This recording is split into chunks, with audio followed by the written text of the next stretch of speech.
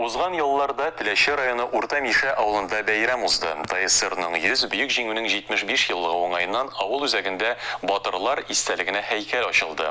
Тантанадан безнең хәбәрчеләребез әзерләгән репортаж.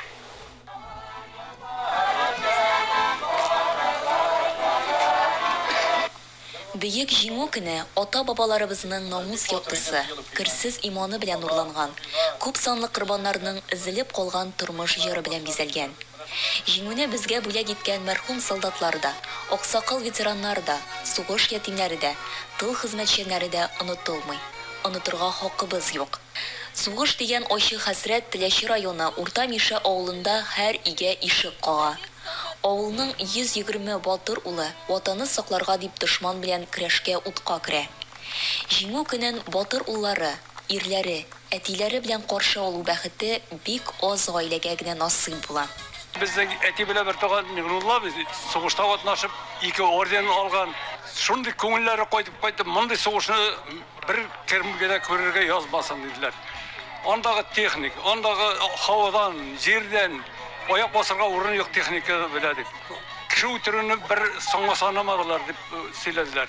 Шуңар сез балалар яшәгез тыныч, сугышны булдырмаска тырышыгыз диделәр безгә.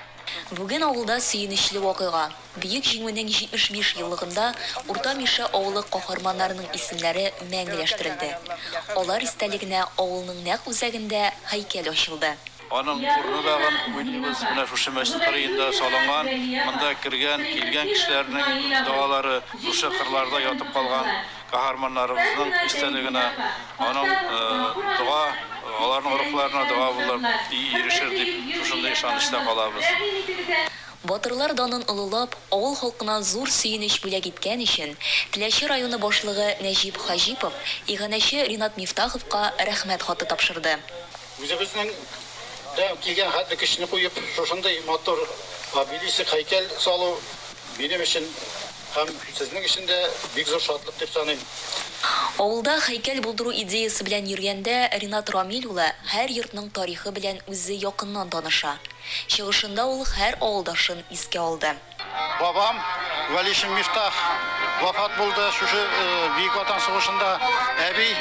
Әбием Гайнинур һәм аларның 6 балалары сугыш вакытында бабай киткәч балалар әби белән. 4-се сугыш вакытында үлә шул балаларның. Бабам 43 елны Смоленск янында каты сугышларда һәлак булган. Истәлекләр инде аларның тормышның авырлыгы турында, ачлык турында балаларга монда әби сөйләү буенча инде балаларга ашарга булмаган. Яңадан бер истәлек бар. Сугыш биткәч әби мен әйтәм, шатландыгызмы? Юк, урынды шатланмадык, җыладык ди. Чөнки шул бабайның сугышта үлүе, балаларның үлүе алар өчен бик зур кайгы булган. Шуңа күрә киләчәктә бу сугыш афәтләрен беркем дә күрмәсен иде. Бу обелиск шулны искә төшереп торсын иде халыкка, яшьләргә, киләчәк буынга. Хәтер ул мәңгелек. Теләче районы Урта Миша авылында да бөек җиңүне бүләк итүчеләрнең исемнәре алтын хәрефләр белән язылды. Айзилә Батырханова, Илдар Галәветдинов, Татарстан яңалыклары.